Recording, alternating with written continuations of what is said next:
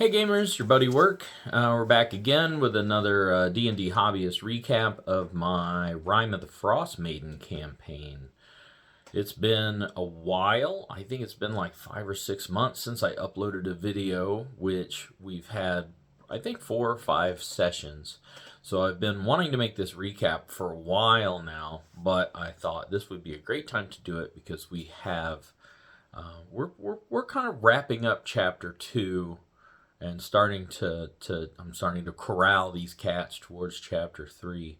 There wasn't a clear delineation between chapter 1 and chapter 2, so we started doing chapter 2 content, and there's still chapter 1 content floating around out there that they might want to switch to and follow, but this should be like a fairly decent recap. I even wrote down notes. I've got so much going on. So Chapter 1, the main thing that we still have from Chapter 1 is the Ice Knife Killer quest. So the Ice Knife Killer, I have the body shows up after the new moon.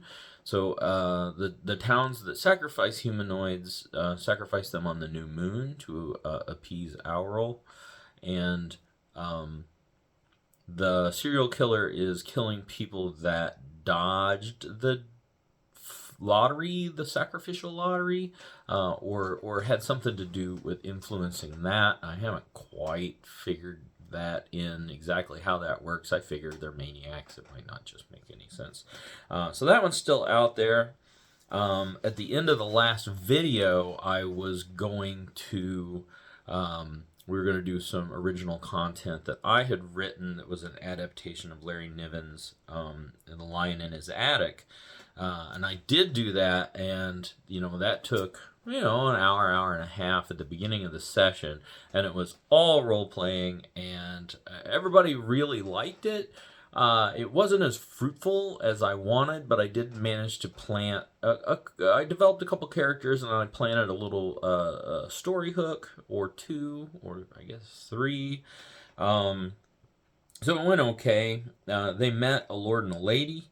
And that tied into the character Lamplighter, his secret, which is that he is an Agalandar scion. So he is like a genetic royalty for Neverwinter or whatever. So the lord that's taken over Neverwinter is really not the genetic lord of Neverwinter, Neverember or whatever. So it was just one of the secrets that the player had. So I was trying to figure out a way to tie that in. So they spotted him. The lord looked just like Lamplighter. He was a little smaller. He was a little more groomed and everything. But they could have been twins separated at birth. So the idea is that he's going to return to the south and let it be known that they encountered this person, and eventually assassins will show up. So that'll be like a month out. So far it's been 2 or 3 weeks. I am tracking time in our Discord as I do the recaps. I'm seeding it with timeline updates so that we do know like what phase of the moon and all of that sort of thing. They also met an orca guy in there. The orca guy was a were orca, and lion, of course, is a were sea lion. But I think his name was Merle. Merle was a were orca, and he was there to eat, and he had brought a lot of delicacies and seafood to Lion, and Lion had, when he arrived, had traded for like 4 sides of beef. So a lot of the meal that they had was of this special seafood and beef. The Merle really liked beef, being a ocean dweller. So he seeded several different rumors, including like the shipwrecked, the Dark Duchess or whatever it was, the shipwrecked boat, the Angajuk or whatever, the narwhal that has like the wagon, like the bubble wagon on its back that can transport people, the the great worm white dragon, Ruvitrus or whatever, is patrolling the seacoast, and suspiciously around the Dark Duchess. He had a lot of different stuff that he dropped, and everybody really liked him, but kind of failed to connect with him or the lycanthropy. Like the whole underlying story was lycanthropy of these people, and that there are indigenous peoples and there are people in the area that predate like the Reghead, and humans and all of that. They learned that there was a sea elf empire at one point. Didn't really investigate it. There was, I dropped a lot of different lore and they didn't really pick up on much of it. Eventually they got kicked out because they were like sneaking around and trying to poke into stuff where they shouldn't be. These are good guys, but they don't want people just wandering around in their house/restaurant and looking in their underwear drawer and stuff. Like, that's not cool. I mean, it just didn't go the way that I thought it was going to go. But everybody said that they liked it, etc. They were invited to the Lion's Attic at the behest of Beldora. Beldora is a Harper contact that they were given in Bryn Shander. So whenever they came to Beldora after, I forget what quest they had accomplished, they came back and they met with Beldora, and Beldora was like, the heroes of Icewind Dale, you guys need to go and enjoy this, I think it was after killing the Black Swords and freeing the castle. Was like, a hero's reward, for good work kind of thing. And so Beldora, I had an idea for more original content. They're going to keep coming back to Beldora, and she'll be important more later. I'll talk about her later. Then we went to Lonelywood. So Lonelywood, I had teased from session 1 that Lonelywood was suffering from attacks that were killing lumbermen outside of Lonelywood, in the Lonelywood, by a giant ghost or a moose or a ghost moose, but people didn't know, but people were dying. And I had dropped that hook on them several times, and they went to Lonelywood, and they had a very straightforward approach. They took a logging crew out and made a lot of noise, and they logged for the better part of the day. And again, it's nighttime all the time because of Rime the Frost Maiden. And as they were getting tired and needing to probably pack up for the day, then the moose appeared, a crepuscular moose. And it came forward and it started attacking people, and they more or less just completely destroyed the moose. They have ranged weapons. The moose did not. I started I wanted to have this like with distance, so there's distance. They're looking for people and they can see, so I said like 300 feet. Obviously there's a lot of trees and things. There's a lot of, whatever that's called, obscuring or concealing or, yeah. So, they didn't see it until it was closer, but everything took place in this large scale. And by the time the moose was able to get close enough to do any damage, it was pretty much done. It fought like the paladin. The paladin just faced it and dropped it.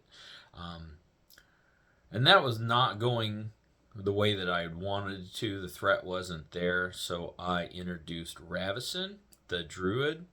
And same thing, kept her at a distance. So as the moose, like probably when the moose got bloody, they could see Ravison was very distraught and was running up to try to help defend the moose. And she threw like a sleet storm on him, or an ice storm, or she threw the kitchen sink at him from a distance from where she was. And after they dropped the moose, then they started targeting her and trying to lay it on her. And I had her stick around about as long as I could, and then she transformed into a weasel and slid away. So they weren't able to find her. The quest for Lonelywood is confusing to me. I've read it a few times, and people don't seem to read it this way, but it says that it is concealed by elven magic. It is concealed by all of these statues, and you can't find it. magically, and it defies, conventional means of finding it. So I just said she went there, and they couldn't find her.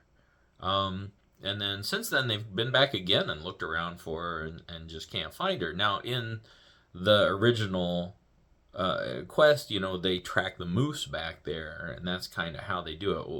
My party didn't track at all, despite the amount of survival that they have. They just kind of went out there and said, "Oh, there's the moose, kill it." And they killed the moose, and they're like, "Oh, there's the druid that made the moose, kill it." And she ran away, and they were like, "All right, job's done," and they left. So they went from there back to Bryn Shander. What I had was the druid was awakening creatures. So she did that first. The first day they stayed in Lonelywood, and she sent a couple of saber-toothed cats at them that she had awakened, and they killed them. And I think a mastodon. I think I sent a mastodon. If not, I have a mastodon and a woolly rhino ready to go. They're in my pocket. But I've developed that story a lot. This is going to be a long video because I got a lot going on. So they go back to Bryn Shander. In Bryn Shander, they find out that, okay, they had stolen that cauldron of plenty that fed people, and they gave it to East Haven. So after they left East Haven, they came back to Bryn Shander, and then they went to Lonelywood. So while they were at Lonelywood, like as soon as they left Bryn Shander, somebody stole the cauldron from East Haven. So pretty much the theory is, representatives from Targos were in Goodmead. Goodmead was having an election for speaker. The party created a power vacuum there, or there was a power vacuum there because the speaker got killed by the Verbeeg in the quest that the party had completed. And prior to taking Mead to Care with the black swords. Dwalin? No, that's the lake. Caer Dineval. So they went to Caer Dineval, and there was a little bit of a power struggle in Goodmead, and basically the representative that was backed by Targos got elected. So he is a lumberjack and basically is in league with Nerth, which means he's in league with the Zinarim. So the representatives from Targos, after leaving Goodmead following the election, went through East Haven, heard about the cauldron, stole the cauldron, and off they went back to Targos. So I had the Targs, peddler crew, the serial killer, the cold-hearted killer crew. The party had passed them going the other way, so they immediately suspected them. They suspected all kinds of people, but Beldora pointed them towards Targos. They'd heard that Targos had the cauldron now. They go to Targos to confront him, to confront Nerth. They're immediately just let in. They're given ambassador treatment. They right to the Luskan Arms or wherever Nerth lives. They met with him. So I didn't know what to do with this situation. I actually took it to Reddit. I took it to the Rime of the Frost Maiden subreddit, and I said, what is up with this guy? I don't understand him. I don't know what to do. My party's going to go there and confront him. I don't want him to just get killed at the gate for being dumbasses. What should I do? And they recommended, or one person recommended, which was what I ran with, was that Nerth is suave, and he's clever, and he has resources. So, a lot of people have died as a result of the rime, and there's a lot going on. They want Targos to be the premier town of 10 towns instead of Bryn Shander, the hub city. So, like I said, the docks are still open at Targos. Targos is really the only place that's doing well financially in the rime.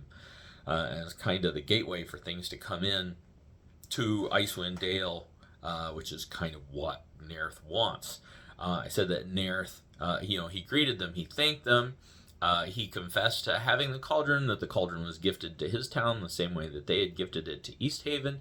They weren't responsible for the theft, but he would be damned if they were going to give it back to East Haven. If the party is looking to help people, Targos is larger than East Haven, so it makes more sense for the cauldron to be in Targos. It can save more people, and blah blah blah blah blah blah blah, and had all these arguments, and was really making a very persuasive speech. He offered the party the use or the ownership of a mansion in one part of Targos. I drew up maps for that and everything. He even had like his captain of the guard take the party there and show them the cat, and they really liked it. It was really nice. The former occupants, the head of the household, was sacrificed months ago, and the family head for points out. They didn't want to stick around, and so there's this empty mansion, and the party could have that. And then it occurred to them at some point that there was a lottery for sacrifices to Auril. And so it would probably be a bad idea to have the Zenorum doing a lottery and you're an enemy, and there's like the citizens all go in the lottery and connect the dots. So yeah, they were like, fuck you, we don't want to do that. And then they took off, and I forget what they did. Let me go back to my notes. So back to Bryn Shander, rush to Targos, the mansion. Oh, they took off and they did Id Ascendant. I was literally looking forward to Id Ascendant. I had 2 people with psychic beacons going off constantly. The rogue psychically awakened, became a soul knife, and the warlock is had the Slod egg and had escaped from the craft, and it would be an opportunity to kind of fill in a lot of her missing memories and stuff like that. So big character development moment. They're like, fuck you all, we're going to go see if we can shut off this beacon. So they go out and they do Id Ascendant. It went really fun. I think the biggest development was the Slod egg hatched. I did like a big dramatic thing where the Slod actually erupted from her chest and killed the last Ceramorph, the Illithid or whatever. So that was dramatic. I wimped out. I did not kill the character. I couldn't make myself do it. It just didn't seem fair to give somebody a secret that would kill them when you give other people secrets that they're a fan of Drizzt Do'Urden and shit like that. So, as a guy who doesn't even roll stats, because that doesn't seem fair to me, there's too much, if you roll well and somebody else rolls poorly, for the whole campaign you have more resources than that other person. So it's the same sort of thing. For the Slod egg, it was good for story, but I didn't want to. What's the benefit of the Slod egg? What do you get in exchange for getting killed? Yep, exactly. So I just had it erupt. She went unconscious. They immediately healed her back up. She, as a warlock, as a hexblade, took the pulse rifles, the laser rifles, and pistols, and can immediately master them and is proficient with everything. And so now they are using the laser rifle with all of the ammo, which she is tracking. But it was good fun. It took a while. It was nice. They went back to Bryn Shander. They bought a scroll of knock. They opened the thing and got the gibbering mouther out, and they fought it. All of that session, and so I'm going to sidebar a little bit here now that we're getting 19 minutes. For these 2 sessions, I had very small groups. I have one guy that's been in the game since I did Turn of Fortune's Wheel. A nice guy. But he was kind of recreating a character that he had with his friends back home. So he had moved to the area here in West Michigan, same as myself. And I always try to bond with those people because that's kind of how I start these groups and join these groups, is to meet locals as we move around. So I liked having him around. The issue was that he just didn't give a shit. And a lot of the time he was gone. He had a very demanding job with a lot of travel and things of that nature, but he didn't communicate. So you'd reach out to him in Discord, hey, you coming? You'd reach out, hey, nobody's heard from this guy. Hey, what's going on, you know? And then like the morning of the game, he'd be like, oh yeah, sorry, I'm in Arizona. And I was like, okay, well, he's out. Who else can play? And it would be like, oh, you know, I got something. So you went from having one player out to having like two or three players out. And then you've only got two players. And it's like, well, I'm just going to cancel it. Because I like to have at least three people. So it's not just a buddy comedy. Um, so I hemmed and hawed this whole time, and I was like, he kept being like, you know, well, I'll be there next time. I'll be there next time. And then the exact same scenario would play out. Um, so I mean, I don't I like to bring people together, not kick people out, but I kind of needed to do that. I hemmed and hawed, and with this campaign, I allowed my friend Aviv and his wife Jennifer to join, which I previously had a no couples rule, and when I joined Aviv's group as a player, my misgivings were about the couple situation. I was like, in for a penny, in for a pound, right? So I went ahead and said, you know, we'll go ahead and we'll replace this guy and we'll see what we can find. So I wrote like a Dear John letter to this guy, you know, hey, we like having you around, and I know you're real busy, and it's not your fault, and blah, blah, blah, blah. And if you're not too heartbroken about this, I'd like to replace you with somebody else who might be a little more into the game or developing a character like some of the other players. And ghosted, never got a reply. Fine, that's easy. I would have at least written back and said, "Oh, sorry, it didn't work out. Thanks for the good times, whatever." Nothing, got nothing. Not a, I just got read. That's it. So whatever. But turns out replacing a character or replacing a player in your campaign really easy if you allow couples, because there's a bajillion couples out there looking for groups, oddly enough. Weird. So I found this couple and I brought them in. So now we have 6 players. I'll do a little recap here. So my 6 players, the oldest player that's been with us, the player that's been with us the longest, I don't think he's the oldest, is Connor, and he is playing Jareth, who is a soul knife rogue. I believe he's just a human, totally OP. Human rogues, don't allow it. The next one would be Gabe. So Gabe has been here since Tomb of Annihilation, so he's been here pretty much the whole time, and he is playing was a wild elf paladin that got reincarnated as a halfling named Hending. So Hending is he's dealing with his secrets, and we'll get into that. He ties into the druid from Lonelywood. At least that's kind of how I'm telling it.